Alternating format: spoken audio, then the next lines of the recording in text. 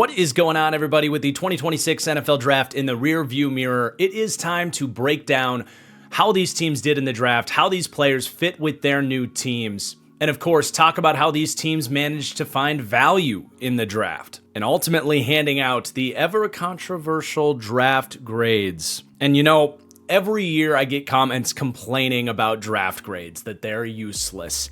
And I'm, of course, not here to tell you with certainty how every single player is going to turn out. Just like your team's GM, I know I'm not going to be perfect with my own evaluations. But I am here to tell you, based on my own months of preparation for the draft and the grades I have on these players, who I do think maybe did reach on a player that I'm maybe not betting so much on, or inversely, who I think found total steals further down the board. This is always one of my favorite exercises every single year, so much so that I've actually created a grading criteria for these draft report cards.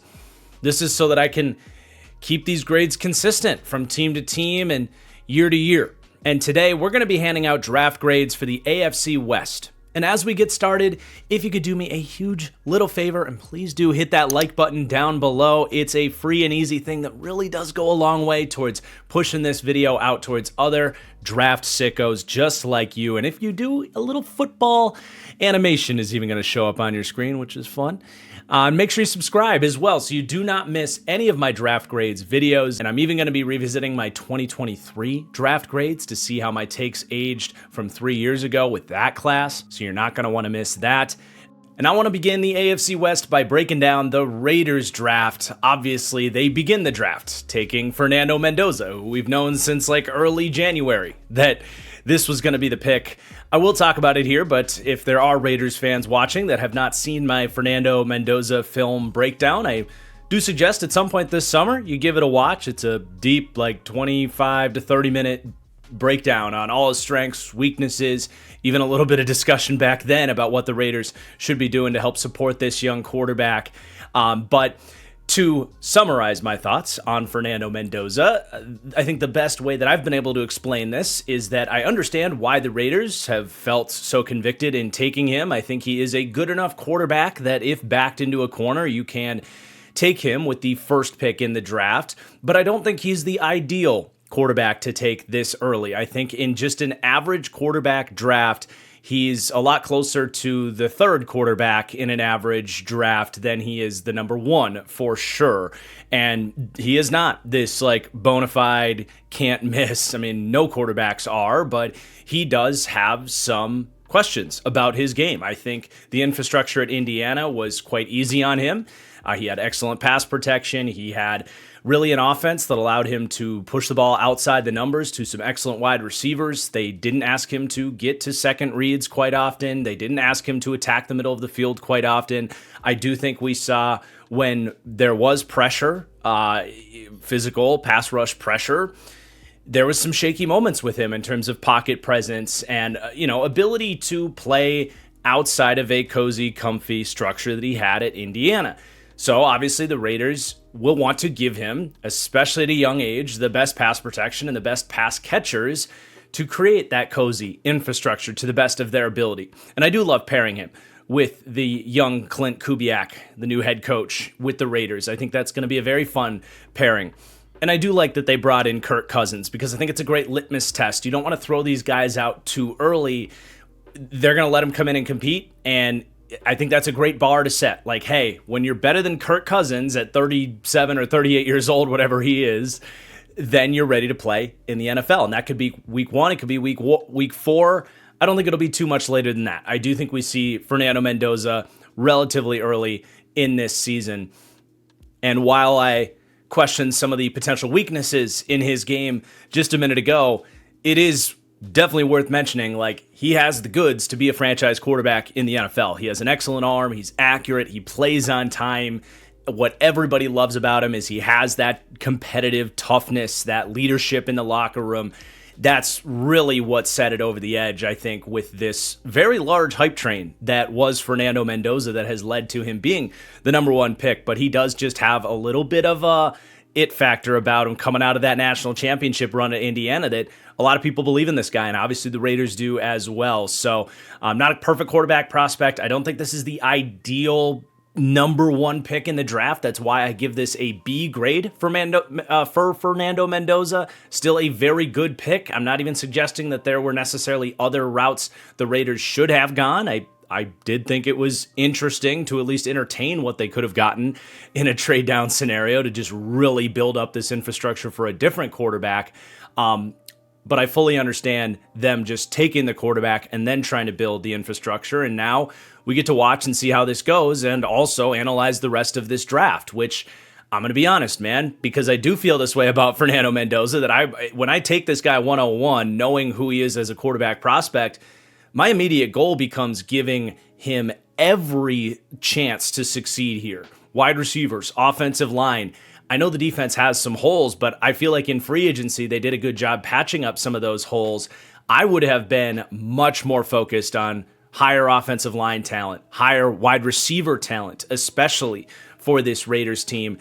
I do have some questions about supplying a young Fernando Mendoza with the wide receiver core of Trey Tucker, Jack Bash, and Jalen Naylor.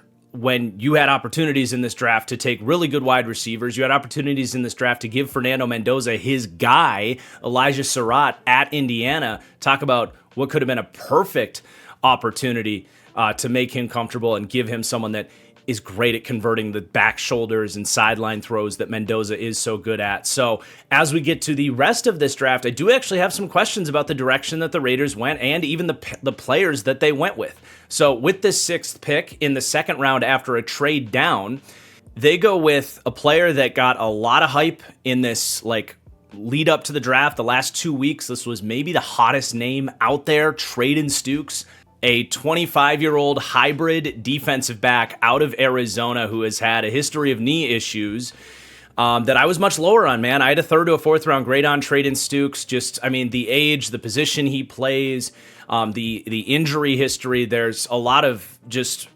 clean dings from that perspective. And I thought the tape as well, he's extremely fast, right? He runs a 4.33. He's physical. He's got ball skills. There's stuff to like about Traden Stukes. Don't get me wrong. But I thought he was pretty stiff. I didn't think the coverage was that good to justify taking an older hybrid nickel defender at this point, especially considering the players they passed on. When you trade down, you could have had Caden McDonald. You could have had Christian Miller, my number one defensive tackle in this draft. I mean, I'm going to talk about the wide receivers they could have had. They ignored defensive tackle as well, which was the biggest need on this entire defense. So if you're going to go defense, at least take players that are going to make your defense even better this year. I mean, man, you talk about Fernando Mendoza throwing a great deep ball, back shoulders. Dude, Denzel Boston was right there. He goes with the next pick after this. You could have still traded down and still had Denzel Boston. I'd be much more excited about that pick than Traden Stukes.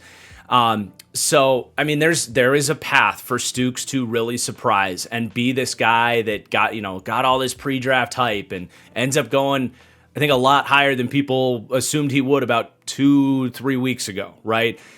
But it's a tough path, man. I mean, that starting nickel corner position that he played at Arizona is going to be filled by the veteran Teron Johnson, that I thought was a good move to go get him for a 7th round pick this year.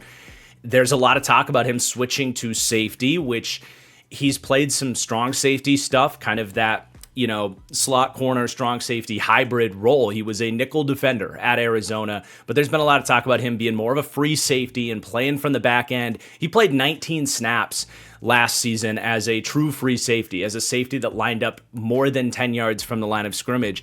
I was burned by Dax Hill and by Quan Martin, who both kind of went, first round, early second round, guys that I loved their tape in the nickel, but once they were asked to switch to free safety, I thought that would play easily. I thought that conversion would go really well, and both those guys failed miserably as deep safeties.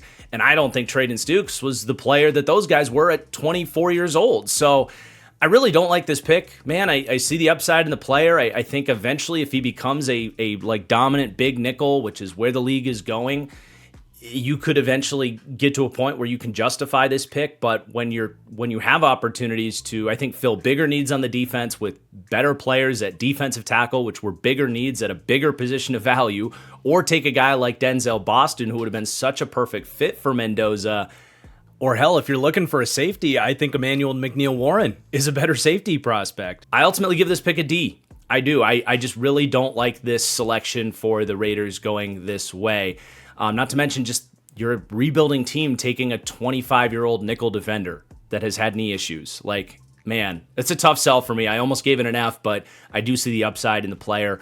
So we'll see. And then I think I hate the next pick even more. Kieran Crawford out of Auburn. Some people liked him, and I could just be wrong. I didn't see it with Crawford. I see a rotational, developmental, defensive end type. I really do. I had him as a day 3 grade, and they take him with the 67th pick in the draft.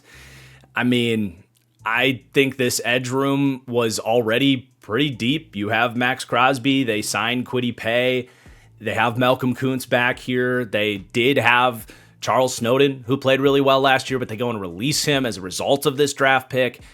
I mean, I think he's a balanced, good athlete.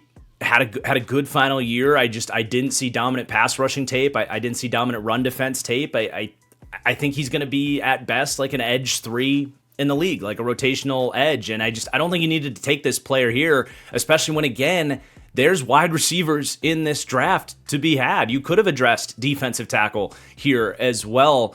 I mean, dude, their starting defensive tackles right now are Thomas Booker, who showed some good stuff last year, but it's Thomas Booker, Adam Butler, Jonah Lualu, Tonka Hemingway, and J.J. Pegues. And you don't take a defensive tackle in this draft until the middle of the 7th round. I disagree with the positions they went with on defense if they had to go defense. But again, wide receivers galore in this draft.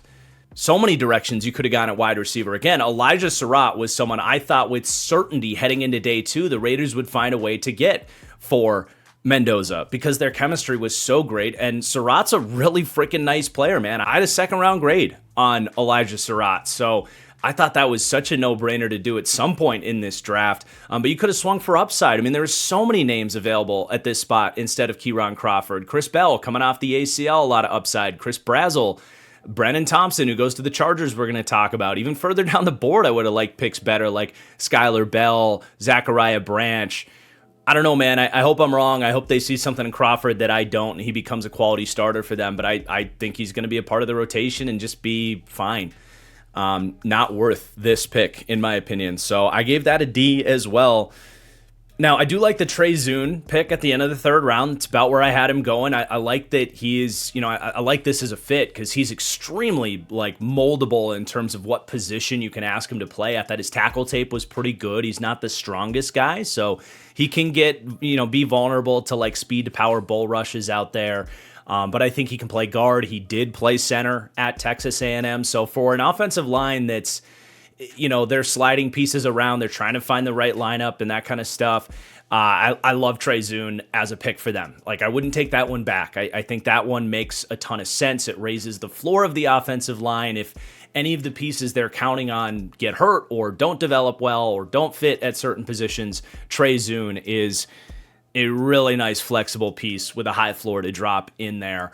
And then, look, you got to love getting Jermod McCoy at the top of day 3, right? This is an absolute steal if he can get back healthy. You understand why he started to fall, but certainly by 3rd round, I thought for sure someone would take a chance on him. I mean, he was a top 8 player in this draft for me just a few weeks ago before we learned that he needed operation on his knee and is not going to be able to play this season. And that will be 2 years since he played football. But God, this guy's tape as a sophomore in the SEC at Tennessee is some of the best cornerback tape you can find. I compare him to Christian Gonzalez. So you understand why he starts to fall, but to end up getting him here, this was the only other player heading into the day 3 draft stream, which, by the way, thank you again, everybody that joined for the live stream. It was just so incredible.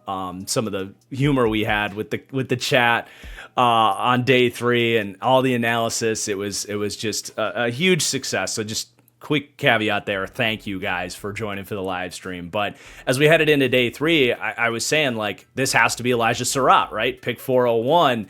The only other guy that I think, I can get behind is them taking a swing at Jermod McCoy. At a cornerback position, they do need especially long-term upside at. This is going to be a great spot for him to sit for a year, get healthy, take that redshirt season, a second redshirt season for him, really, after he didn't play last year. And man, I hope he can get and stay healthy because he's a special player when healthy. So this did make up for a lot of my lack of excitement for some of the stuff they did there with Stukes and Crawford. Then they take Mike Washington Jr. at the end of the 4th round. This was a bit of a draft win for me of sorts. I don't want to dance on a guy going later than he was hoping to go. Obviously, for his sake, I hope he's a superstar, and I would have loved for his sake to see him get drafted higher. But selfishly, as a draft analyst, I want to have good takes, and this was someone that got a ton of hype in this draft process as a top 50 or a second to a third round guy, and I was just like, man, this is kind of a dime a dozen day 3 running back with some upside that in a normal running back draft, there's no way we're talking about as a day 2 type of back. And my grade held true to that. I'm not going to reach on that player just because the running back draft is so bad, not to that degree.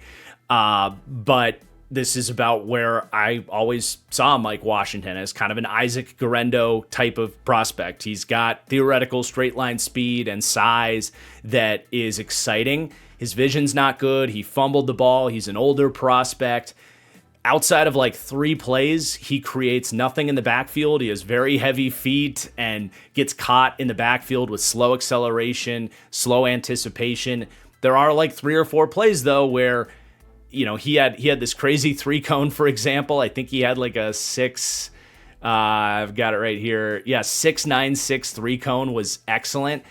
And there's a couple plays on tape where he's dancing around guys in the backfield and he gets into the second level and you see the speed and it's like, wait, why do you only do that 3 times throughout the course of your entire season? It's pretty crazy. If you can find a way to get that guy more consistently, good on your running backs coach. But if that can happen, you would have an excellent backup to Ashton Ginty, obviously. But he's going to have to be a much more consistent runner before I think he's even viewed as that here. Although at the moment, they are certainly giving him that opportunity to be the RB2. So I guess he'll have that, unless they sign someone, he should have that job, at least for this year. So I didn't think I'd be saying that Mike Washington was a good pick, considering what my pre-draft analysis was on the player. I thought he would actually get drafted a lot higher, and he didn't. He ended up going in the range I had him anyway, 4th to 5th round. Then they take Dalton Johnson out of Arizona. I actually thought he was the better safety out of Arizona. Not over Traden Stukes, who was the nickel, but Genesis Smith, who had a lot of kind of earlier draft buzz.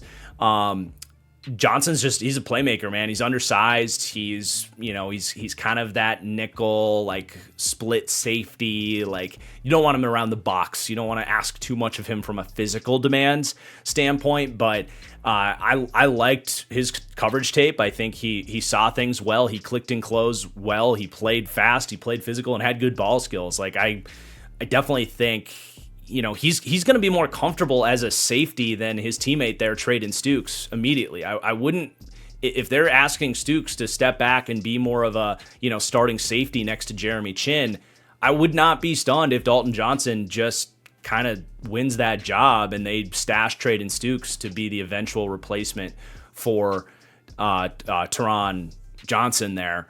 But we'll see how that all plays out. It's not like Johnson has a ton of upside or anything, and they might just want to play Stukes anyway and let him, have his learning curves and figure it out as a young team here. Then they take Ezekiah Massis out of California. This is kind of par for the course for him. I thought he was a pretty steady, smart, balanced corner. Just wasn't necessarily the stickiest cover corner or the tradesiest guy, but should be really nice cornerback depth later in the draft there. They take a flyer finally at wide receiver. Their last 2 picks in the draft, they finally addressed their 2 biggest needs, in my opinion. But Malik Benson, a true vertical threat, he'll compete with Dante Thornton for that like Rashid Shaheed role in this offense where it's play action and you're burning down the field and it's just speed and ball tracking. He can theoretically do that. I think he's pretty one-dimensional. I didn't actually get to a write-up on him. Just ran out of time as we approached the draft, but I was familiar with his game. And then they do take Brandon Cleveland out of NC State, defensive tackle. I did not get to him. So hopefully they found some diamond in the rough there, but was really not on a whole lot of people's radars there. And we'll have to see first if he makes the team and then what they have there. So this was just not my favorite draft, man. We broke it down, obviously, but to not get impact at wide receiver or interior defensive line, pretty like devastating for me if I'm a Raiders fan, honestly. You get Mendoza, and then I look at the rest of this draft, and the only guy I'm truly excited about is Jermod McCoy, and we have to wait a year to see if he can get and stay healthy. I know I'm kind of on an island with the Trade and Stukes thing. At least it feels like it. Like everybody's talking this pick up and I don't really see it. So Raiders fans, do let me know in the comments down below if you think I'm nuts or if you agree with me. Would you have rather seen Denzel Boston or Christian Miller or, don't trade down and take Caden McDonald? Let me know. Let me know what you thought of the Raiders draft here. So I ultimately gave this draft a C. If Mendoza's good, a lot of this isn't going to matter. And getting Jermod McCoy is freaking awesome. But again, I'm not a fan of the second and third picks that they made, especially. And those are pretty major dings when you had big opportunities to really ramp this thing up. And now we'll just have to see how that ages. That's the fun of this all. Before we go any further, I do want to thank the sponsor for today's show, SeatGeek, the #1 ticketing app out there. With baseball season in full force, SeatGeek is the official sponsor of the MLB. They've got you covered to go have some fun, go catch a ball game, go catch a concert, or NBA, NHL playoffs in full force. Got the World Cup here in the States this year. That's exciting. So wherever it is you want to go, SeatGeek has got you covered with the best app, the best user interface. They color code every single seat. So green means good, red means bad. Just look for the green dots. You know you're getting the best bang for your buck. They're great at giving you images of what your seats are going to look like, so there's no surprises when you get to your seat. And you get the tickets right there in the SeatGeek app. You don't have to jump through email chains or have this frustrating experience trying to find your tickets as you approach the gate. They are the #1 ticketing app for good reason, and they've been an excellent partner to work with over the years. So thank you to SeatGeek for sponsoring today's show. When you guys get your tickets, use code TFG10 and you will save up to $20 on your first purchase. And with that, let's get back to the video. All right, next up we have the Denver Broncos, who had a much smaller draft after they did trade a couple of big picks for Jalen Waddle. I'm not factoring in those types of trades. I've laid out my analysis on that move in the past, and I like that as a move for the Broncos quite a lot. Really love how he fits. But it's not going to play a factor in the draft grade here for the Broncos. Just evaluating what they had with the test they were given, which was their draft picks over draft weekend. So they actually moved down from their second-round pick a few spots to the top of the third round, and they take their guy Tyler Onyedin out of Texas A&M. And I really like Tyler Onyedin. It's a little bit early for me. Very much a developmental athlete on the interior of the defensive line. So this was a decent-sized reach that I originally had as a C, but because they did trade down, picked up some extra picks, it is in my criteria. If you trade down and then reach, you can get a plus on it. So I gave this a C+. But I do see the developmental upside in this player, and now it's on Denver to really make this pick look right. I wouldn't be surprised if we look back on this and that C+ ages poorly and he turns into a really impactful starting 3-down defensive lineman for them. The tape was extremely inconsistent in both phases, but he's athletic, he plays low to the ground, and he has really long arms. He was really good at the Shrine Bowl.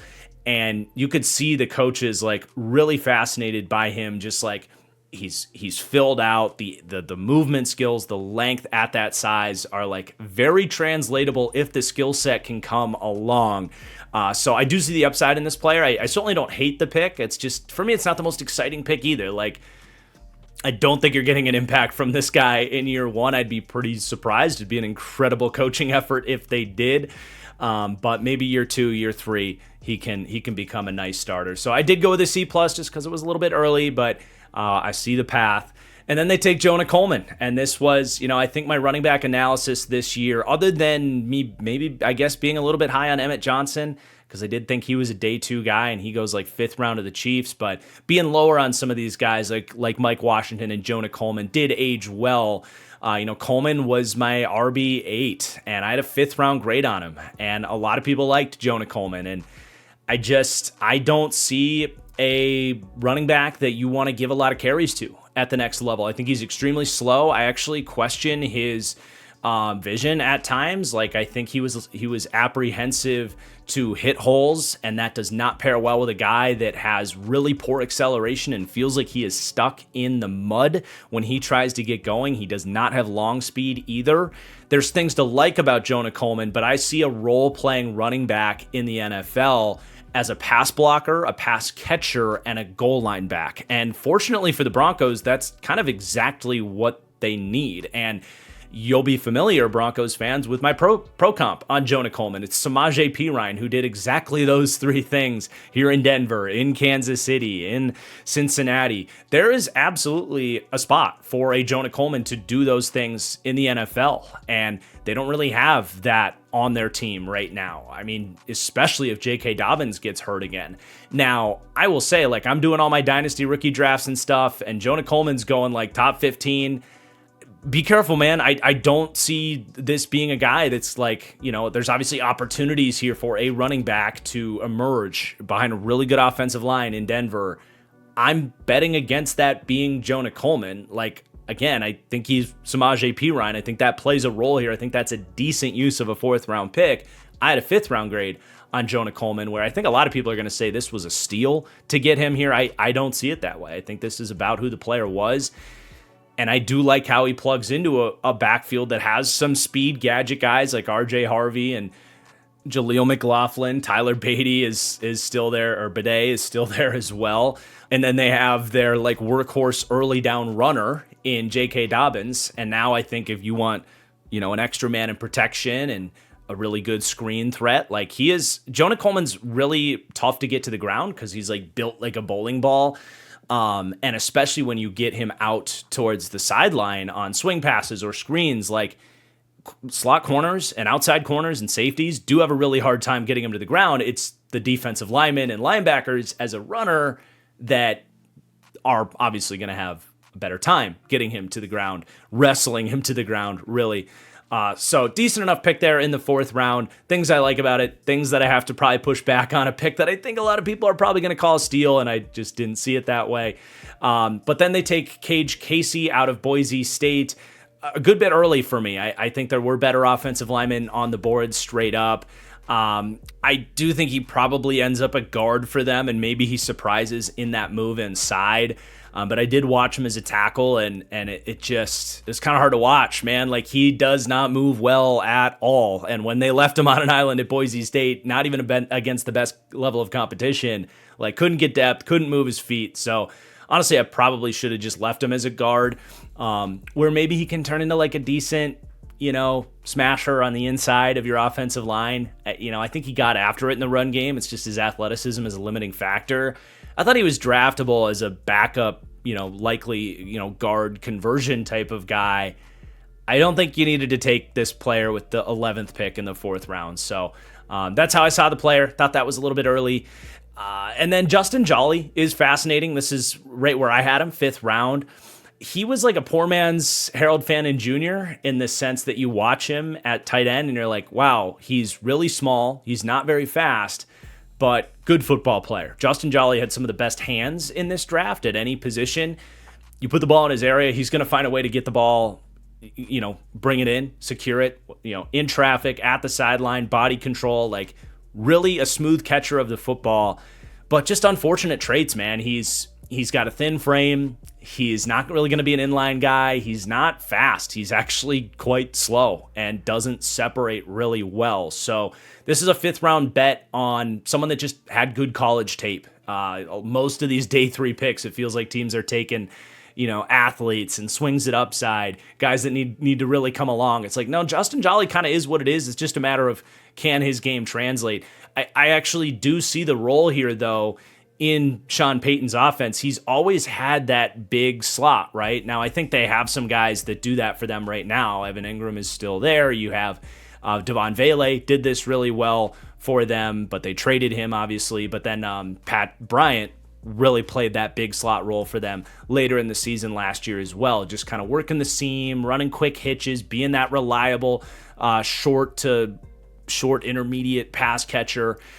Justin Jolly could absolutely do that. I actually, another guy that they've had around is Lil Jordan Humphrey. Like, that's what Justin Jolly's going to do at the next level. So I understand why Sean Payton liked him, and I wouldn't be surprised if he ends up a guy that, kind of sprinkles in a little role in this offense. So solid to actually good pick there for Jolly.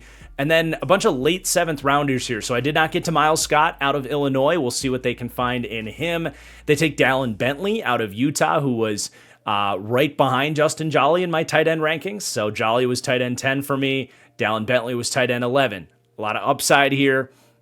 Older prospect, but broke out at his, I think he was 25 last year. He might have been 24, but he is 25 now.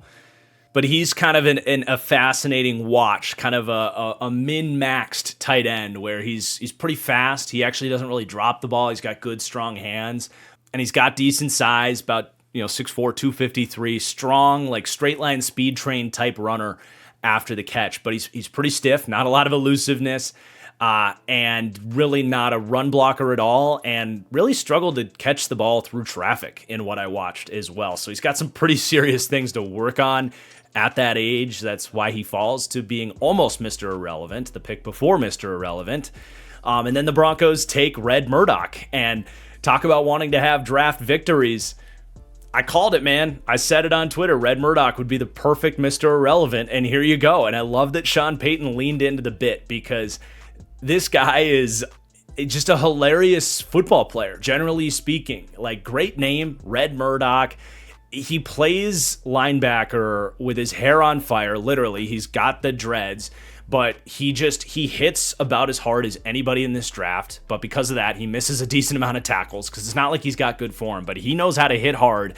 And, he's got decent size, but he's really slow. Like, I think he ran a 4.76, and it shows. Like, he's slow to the ball. He's stiff as a board in coverage. He's going to give you nothing on third downs unless you're blitzing him, where that hit power can show up when a running back stands into pass block against him. But he was such a heavy hitter that he forced 14 fumbles his last 3 seasons at Buffalo. So for me, the reason I said he was such a perfect Mr. Irrelevant is this is a special teams ace for you, where you just have him cover kicks, cover punts, and say, hey, can you get us one forced fumble on a kickoff or a punt every year?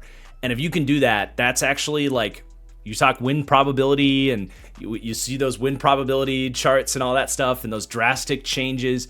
If you force a fumble on special teams, not only is that a turnover, that's usually a turnover deep in the opposing team's territory. Those are drastic swings in games. If you can do that once a year, it's maybe not dramatic to say that can change the scope of your season. If you're talking about it being the difference between winning 9 games or 10 games some years. So I'm excited to watch him get down the field. Like, when the Broncos have kickoffs and punts, don't take your restroom break. Don't go get a beer. Like, watch Red Murdoch and watch him just light people up, because he's fun to watch, but I don't think he ever sees the field as a starting linebacker. There's too many holes in his game.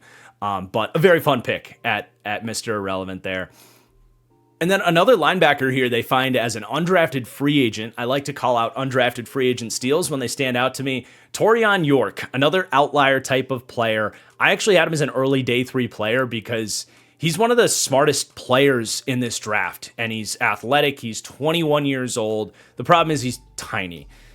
And I will say, if like Pooh Paul, who a lot of people liked, myself included, in last year's draft, if he wasn't such a flop, with how things transpired with him last year, I think he got drafted like 5th round, didn't even make the Rams, and then he ended up, I think, on Seattle's practice squad. But if he wasn't such a flop, I think Torian York does get drafted, but it's kind of the same idea where you see a guy that like he can move, he's got like a great eye for the position, he's got instincts.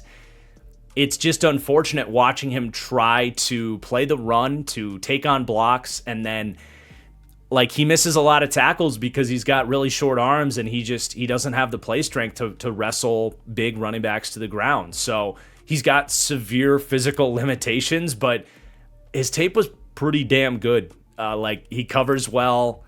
A lot of times he is like beating linemen to landmarks, like because he does anticipate things and breaks things down so well. And he declared as a true junior and ends up going undrafted. Like I just feel bad for the guy because he clearly like puts in the time and knows how to play football. It's just God made him 5'10.5". He's maxed out at 225 pounds and has 30-inch arms. And it's just like, man, he could be dominant in the UFL for like 10 years, I feel like. But maybe it works for him, and I'll be pulling for him as an undrafted pickup.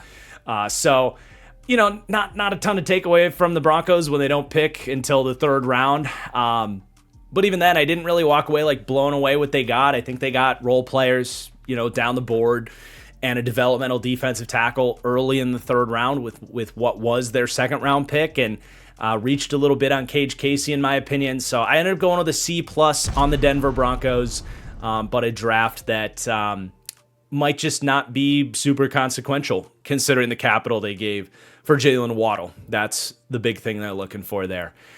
So let's go to the Los Angeles Chargers, who take Akeem Mesidor, one of my biggest guys in this draft. They take him with the 22nd pick. Really good value, in my opinion. He was my edge 3 behind Reese and Ruben Bain. I actually wouldn't be surprised if Akeem Mesidor is a better player than the number 2 pick in the draft, David Bailey, because that's what I saw in college. I see a pro-made, pro-ready, yes, older prospect, but you don't have to sit around and wait for his development. I think the Chargers, who are looking to win right now, got a high-end number 2 edge rusher right now. I think they upgraded from Matthew Judon here with Akeem Mesidor, in my opinion, in what should be the same role. But he's got traits. He's got very solid size, very solid length. Not amazing in either category, but plenty to translate to the next level. He's got underrated power. He'll get up and under your pads and drive you back. But I think the best thing he does is the way he sets moves up with those Euro steps. It is like teach tape for how to use footwork to throw guys off. And I feel very confident that's going to translate. And he'll set up moves with the Euro steps, and then he's got a huge variety of different moves that he'll break out, whether it's swipes, a cross chop, spin move, rip. Like, he's just got it figured out, man. He plays the run as well. Chargers fans, I think you're going to love this player. This was an A draft pick for me. Now, I did think they reached. After trading down in the second round, they take Jake Slaughter out of Florida, who I had a mid day 3 grade on. And Chargers fans, if you want to trust Joe Ortiz and Jim Harbaugh's ability to watch offensive linemen and pick the right players over me, that's totally reasonable. But I'm here to tell you what I saw in the player and how I think these teams got value, and I didn't see this in Jake Slaughter, certainly. I think he was fine, but the play strength from a guy that had a lot of frame was a big detractor for me. I think he absolutely has to bulk up. If he can bulk up, he's got a chance. He's not a horrible athlete. He knows what he's doing. He's tough. I can understand some of the things they like in him, and I'm totally willing to just say, like, I was too low on Jake Slaughter if this works out. But for me, I just saw a much better offensive lineman. Like, Emmanuel Pregnon was right there. I like Jennings Dunker better if you're looking for a guard. If you're looking at him as a developmental long-term center, I think Connor Lew would have been a better pick. So there was just other names on the offensive line I preferred. I just have a hard time seeing Jake Slaughter like stepping in as a second-round pick and being an impact starter right away, which if you're drafting an interior offensive lineman in the second round, that's kind of the expectation. So we'll see if I'm right or wrong about that. I gave this pick a D for being a major reach. I agree with them going interior offensive line, but just not a fan of the player that they went with. But then you get to day 3, and they kick things off, getting Brennan Thompson. Mike McDaniel, I love it, man. He wants the speed. This is what happened in Miami. More often than not, he made it work. And you get Brennan Thompson dropped into this group of skill players.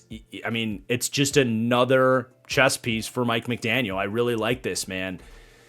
I don't understand why everybody just stopped talking about Brennan Thompson right after the combine when he ran a 4.26 and got some early draft season buzz, and then felt like March and April you didn't hear this name once.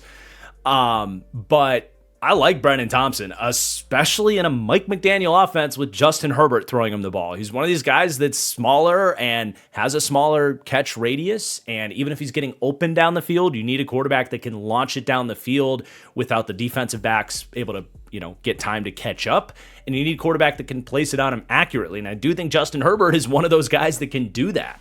So I've been crying for Herbert to get a true vertical threat in this offense for him for a long time. It felt like early in his career they had like Tyler Guyton and was it Tyron Williams? And it was like, man, those are like really bottom of the barrel deep threats, and they're kind of making it work. And then they just got away from it for so long. I feel like this is perfect, dude. Like, he absolutely can run routes. The 4.26 speed paired with his burst off the line, like, he has very good acceleration on top of legit like 4.26 speed. He can track the ball down the field.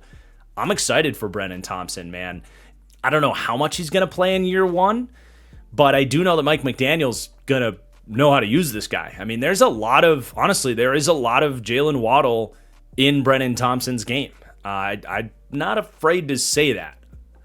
Waddle's better, but in terms of how you can use him in that offense, 100%. So I wouldn't be stunned if Brennan Thompson actually outproduces like pretty much everybody else on this receiving core other than Ladd McConkey, like as a rookie. I wouldn't be stunned if it just translates and it's a perfect fit and he turns into like a steal in this draft. So really a big fan of that fit and the value. I had a second to a third round grade on Brennan Thompson, and he goes to the top of the fourth. So really like that for the Chargers.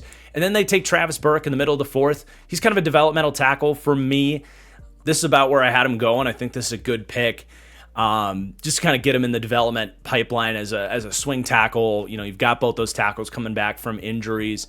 You're hoping Rashawn Slater can make a full recovery and stay healthy forever, but it does not hurt to take a 6'8.5", like he's almost 6'9", 325-pound tackle that actually has like explosive traits to him and 34.5-inch arms.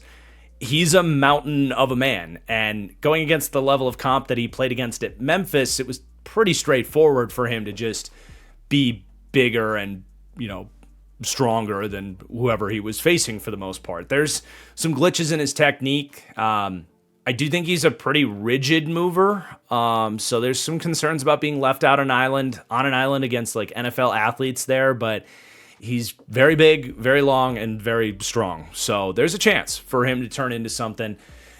Just got to get to work with the development. And then they take the aforementioned Genesis Smith. Feels like all of the Arizona safeties and nickel defenders ended up in this division because they did. Wasn't a huge fan of Genesis Smith. Had a 5th round grade on him. He goes the end of the 4th here. So not the end of the world. This certainly was not the late 2nd, early 3rd round buzz that he was getting a couple months ago.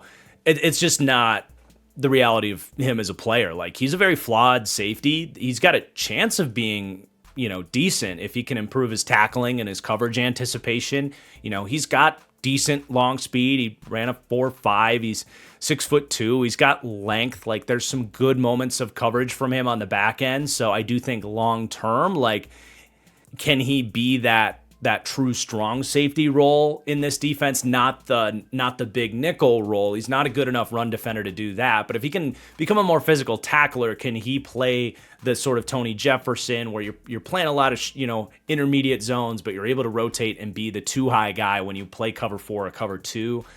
There's potential for him to develop there, and he is still young. He declared as a true junior, but I don't think he's very good currently. So the range is fine. I think this is a solid pick. Not necessarily a player I'd love the tape on or was like super betting on or anything, but we'll see how they can develop him. I like the Nick Barrett pick in the 5th round as well. This was, par for the course for where I had him going. big, stocky, run defense only defensive tackle, but they definitely needed an extra piece or two there on the interior. I think he could play a rotational role for them right away. Never going to really be a starter or much of a pass rusher, but I thought good value there at the top of the 5th round. Logan Taylor out of Boston College, really was not impressed by him either, to be honest. 6'7", like tackle guard hybrid that doesn't move all that well, was pretty clunky and struggled to maintain leverage. So as a guard, that's just always kind of tough with guys getting up and under you, especially if you're not this flexible athlete on the inside. And, on an island at tackle, like he just didn't have the foot speed to hang. So I wasn't really impressed. He was my 22nd out of 23 interior offensive lineman that I wrote up with a 7th round of priority free agent grade. So we are getting towards the ass end of the draft here. It's not the end of the world. Maybe I'm wrong, but I would have gone in a different direction, but it's fine. We'll see if they saw something I didn't in him. And then Alex Harkey, 4 picks later. I preferred him certainly to Logan Taylor. As a convert, he played right tackle at Oregon. Again, not an athlete at all, and you could tell that when he was out there playing right tackle. But I do think sliding inside, he's got some grit about him. He's decently strong, and I thought he was certainly like a much more coordinated athlete. Like his feet and hands were working together in a way that honestly I didn't see from Burke and Logan Taylor and to a degree Jake Slaughter. So I wouldn't be stunned if Harkey is like, of these day 3 offensive linemen, I wouldn't be stunned if Alex Harkey ends up the best of those 3. Burke definitely should have been drafted earlier though, just because his traits are pretty freaking crazy to get to work with. But I didn't think Alex Harkey was bad. He just kind of limited in terms of the movement skills and the traits. And then, man, offensive line galore, which was not a surprise for the Chargers after what happened last year. But as an undrafted free agent pickup, they get Isaiah World, also from that Oregon offensive line.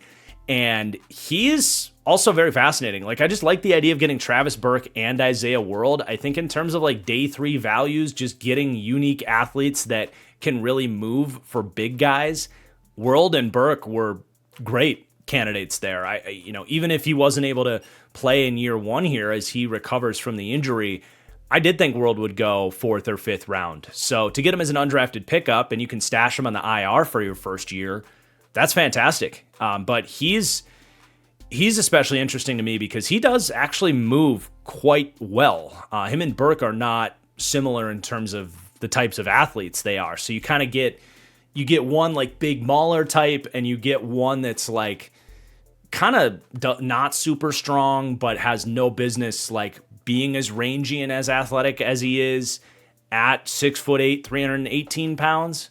So you get a couple of interesting projects there for this offensive line coaching staff to get to work with there. So there's your Chargers draft. I ultimately gave this a B- because I am going to stand by my evaluation on the Jake Slaughter pick, and I did see that as a pretty major reach. If I'm wrong about that, and he's starting caliber, like plug and play guard, and he plays well in his rookie year, then I think this is going to be an A draft for the Chargers, because I think getting Akeem Mesidor is awesome. I think Brendan Thompson's going to be a legit dude for them. I like all the swings they took at offensive linemen. The probability of one of these guys working out for them is pretty high. Genesis Smith, Nick Barrett made sense. So it gets dinged because I do stand by my evaluations. It's a B- draft for the Chargers. But even if you whiff on Jake Slaughter, walking out with Mesidor and Brennan Thompson might not be so bad. Let's go to the Chiefs draft here. They trade up 3 spots to take Mansour Delane. I ultimately gave this an A-, actually, because the more and more I thought about it, the more I was like, I don't know that you had to trade up necessarily. Maybe they knew the Saints were super in on him, but I don't know that it would have necessarily been like the end of the world to just fall back on like Ruben Bain as a pivot. If that were the case, I thought they were sitting pretty at 109 with how things were shaping up, especially knowing Cleveland was going to take a tackle. I know there was some noise about Dallas trying to get up as well, but it didn't seem like Dallas was interested in a corner. So, some teams feel like they're really dialed into like who they need to trade up for. Some teams just do it to do it. Felt like the Chiefs kind of just did it to did it. So I still love the pick that they made, the player they went with. it's just A minus because you give up a third and a fifth round pick to do something I don't think you had to do necessarily. It's also another thing too is like it's a difference of about $2.5 million per year in terms of AAV for what you have to play him from the 6th pick to the 9th pick. Again, not the end of the world, but there's some slight notes there, right? But as far as Mansour Delane as a fit on the Chiefs, this was kind of a haha, I told you so moment towards a lot of Chiefs fans that got tired of me picking either Mansour Delane or Jermod McCoy before the more recent injury news. Chiefs fans were like, why would we take a corner early? We developed this position so well. And it's like, yeah, but you also took Trent McDuffie in the first round and kind of crafted this secondary round the idea of having a true number one corner that can follow around number ones and be like your reliable glue guy. And then you can develop number twos and number threes and safeties behind that. And I think that's the way the Chiefs looked at this. It's like, look, we don't hate our secondary with where it's at, but we'd feel a hell of a lot better if we could just drop in a super high floor, high ceiling CB1 immediately that can be an inside or an outside corner for us. There are aspects of his game that are like Trent McDuffie, but he's fast, he's super fluid, he's got unbelievable footwork and mirroring ability, whether that's to match releases, to match route breaks down the field. He's got good zone eyes. There's just so much to like in this player. So an A- draft, just dinged for the trade up slightly. But then they take Peter Woods at the end of the first round. I know a couple Chiefs fans in my life, and they've asked me, like, seriously, what do you think of Peter Woods? And I'm like, honestly, he was the hardest player in this entire draft to have any conviction, in my opinion, on. I genuinely go back and forth on Peter Woods because he's such a kind of enigma of a prospect where he didn't produce his final year. His pre-draft process was just a lot of everything came up bad where it was like, oh, he's a little bit lighter than we thought. His arms are a little bit shorter than we thought. He didn't test. What's going on with Peter Woods? Like after such a down year when he was projected to go like top 10. But when I load up the tape on Peter Woods, I do like the player. Like he reminds me a decent amount of Mason Graham last year, where he's just crazy athletic and like moves like a linebacker at 300 pounds. And is like he's savvy to get off blocks. I think he has pass rush moves. It's also just so hard to try to contextualize the fact that teams were getting the ball out. They were calling screens and draws and check downs like on third downs against Clemson every single week, just trying to avoid those pass rushers. So he didn't have a lot of true opportunities on that defensive line to just actually show us what he can do as a pass rusher. I think there's so much more in there than we got to see. So it's like, it depends which side of the bed I wake up on. Like some days I think Peter Woods is going to be a bust. Some days I'm like, man, he could be one of the biggest steals in this draft. I genuinely struggle with this, but that does land as like worth investing in at the end of the first round, in my opinion. And 29th pick in the draft, they've needed pass rushing juice for a long time, like other than Chris Jones. I hope Peter Woods can do that for them. I think the swing on that is worth it. And eventually you're going to need a Chris Jones replacement. You're hoping Peter Woods can be that someday. So I did ultimately give that pick an A. I think the process is very sound, but I also wouldn't be surprised if he ends up kind of a first round bust. Like I said, I had a really hard time coming to a strong opinion on Peter Woods. So I would say of all the players that we're talking about here, he's the least convicted I am in telling you how I think this is going to work out. I really don't have any idea. Very strange prospect. And then they keep going defense. They take R. Mason Thomas not long after that, the 8th pick in the second round. And so I've got a couple dings on this one. I don't hate it, but I gave it a C. It's earlier than I saw the player. I had him as a third round guy. You take him high second here. And I also just disagree with going with him, especially over the guy who goes with the very next pick in Cassius Howell, who gives you the same kind of idea as that more undersized pass rusher type. But I just saw the players differently. I think Howell is going to translate to a much higher level than I see with R. Mason Thomas here. But I do very much understand the direction the Chiefs are going with here. And this was another kind of like, aha, I told you so moment with Chiefs fans. I think I think I did take Cassius Howell for them in my 2-round mock, and Chiefs fans were not happy with that pick either, because they were like, we don't take short arm edge rushers. We don't take undersized edge rushers. That's not Spag's type. And my point was, it's time to go against type, because they've had to learn some hard lessons the last few years that, like, you can't get to third down and your edge options are Mike Dana and even last year, like Ashton Gelati. Like, it's fine to have those bigger, heavy-handed defensive ends, but when it's time to get off the field on third down, you need some speed off the edge. You need some pass rushing juice. And it made a ton of sense for the Chiefs to target that type of player. So I do like them going with this type of player. That's who our Mason Thomas is. He's got a great first step. He plays with low pad level naturally at 6'2", 240 pounds. He's got, he does bull rush you. Like, he tries to overwhelm you with that speed to power. It's just, I think he's going to be more limited at that against NFL tackles. And then he does have some swipes and rips that he'll mix in as well. But I don't know that he's going to be a hyper efficient NFL pass rusher. Like, I do think Cassius Howell is going to be able to do it at a more efficient, higher level than our Mason Thomas. So that's one of those like draft takes that I'm super excited to track 3 years from now, looking back at these draft grades videos. Like, was I right that the Chiefs should have taken Cassius Howell over our Mason Thomas, where Howell goes to the Bengals with the very next pick? But I do think Thomas is going to bring enough of a floor and give them what they're looking for here to hopefully at least help with what they need there. So it's not a horrible pick. It's just I had some nitpicks with it being a little bit earlier, especially Cassius Howell being there. There were other edge rushers I like too, guys like Zion Young and Derek Moore as well. Just better, more complete players in my opinion. So I went with a C ultimately on our Mason Thomas. Not my favorite selection. I think it could still give him something, though.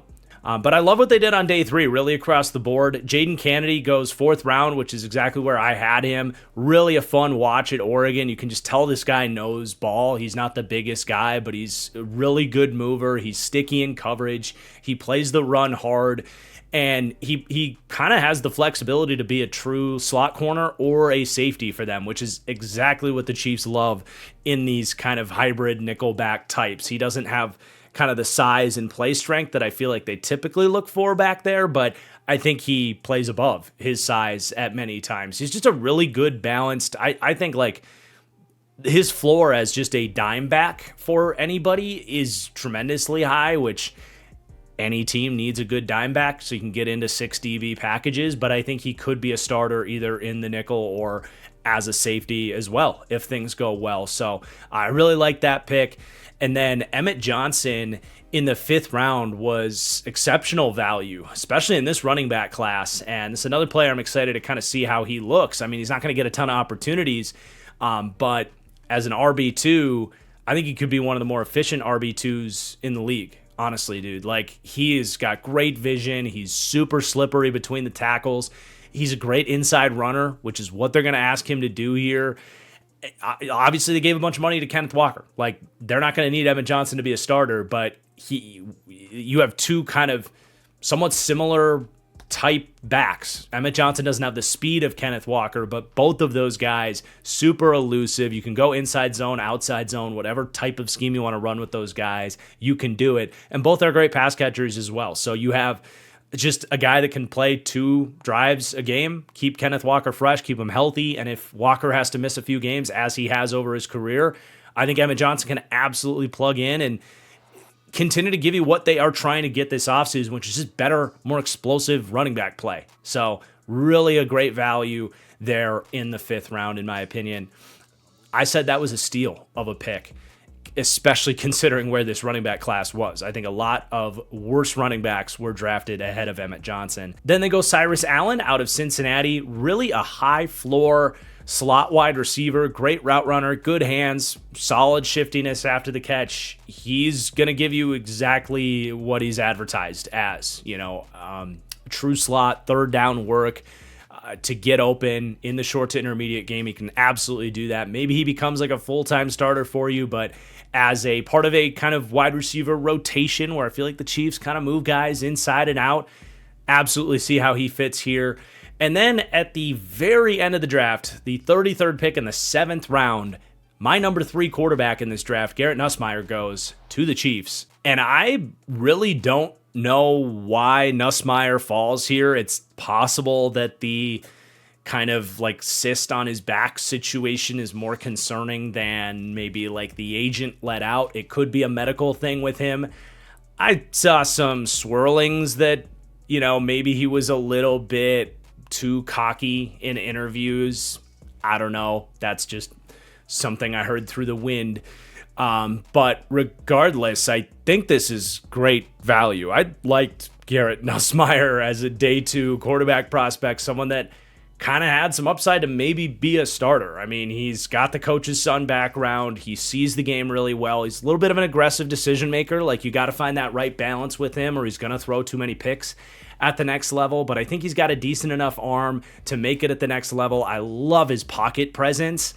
So to see a lot of the other quarterbacks get taken ahead of him, I was pretty flabbergasted. And as the draft went on, it just became like, where can we find a good fit for Nussmeier? Because obviously not going to come in and start right away, but where's a good spot where he could sit for a couple years? At some point, he'll get an opportunity, and then whoever drafts him maybe can flip Garrett Nussmeier for a third or whatever, maybe 3rd, 4th round pick if he starts to show some promise and someone takes an interest in him. In Kansas City, I think it wasn't at the top of my mind at the time, but once they took him, it immediately became clear, like, this is the perfect destination because he actually might have a chance to compete with Justin Fields and get some starts right away, which is fascinating. That's pretty unlikely. Like, Mahomes might be ready to go, and Fields probably will still win that job, but there's a chance for Nussmeier there. But the Chiefs, if you end up, maybe it's a Week 18 start somewhere, or maybe Pat does get hurt again. Feels like it's been happening more and more in recent years.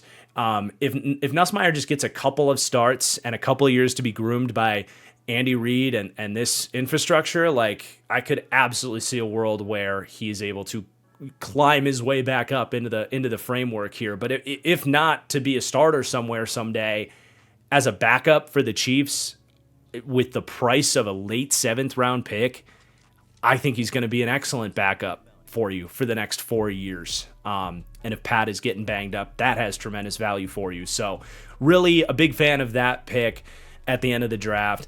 And then there were some undrafted free agents that stood out for me for the Chiefs as well. Xavier Wampa, I think is how you say that last name. I liked him as a plug-and-play special teamer, really good run-and-chase tackling ability from Iowa's secondary. Interesting player where I actually thought he really passed the eye test, but then you go and look and he had just no ball production, and you're like, how are you never around the football? I think he had 2 passes defended in his last 2 seasons. I'm checking my notes. It was actually just 1, and I went and watched it. It was an interception that ricocheted into his lap. So despite the fact that I felt like he was seeing things well, especially from a run defense side of things, and he's a good tackler from depth, they got to figure out a way to get some coverage instincts into this guy if he's going to be on the football field. But as a special teamer, as an undrafted pickup, I really like that. And then John Michael Gillenborg, I would absolutely take as an undrafted free agent. Just one of these developmental traitsy tight ends. He's a little older. He's dealt with a lot of injuries that have kept him off the field. So you kind of got to squint to see it with him. But on those plays where he flashes, you're like, dang, that guy can really move for, full-size tight end. So definitely worth bringing in, see what he can do. So I ultimately landed on a B+ for the Kansas City Chiefs. Really the key thing bringing that down is I'm critical of the R. Mason Thomas pick. I think there were, like I said, better players to go with there. But beyond that, really good draft for the Chiefs. Should be plenty of impact coming out of this draft. Definitely taking a risk on Peter Woods there, but should be walking out of this draft with plenty of an impact, and hopefully can get this team back on track and back to where they've been for the last 5 years.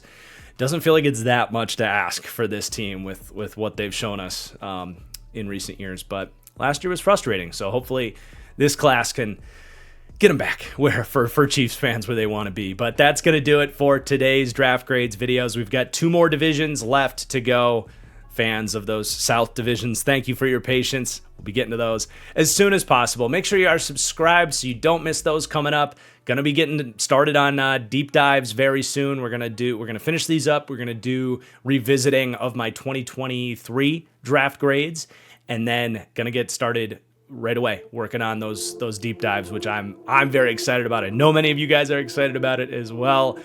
So hey, hit that like button if you're excited for deep dives, please. On the way out, really does help. But until next time, cheers.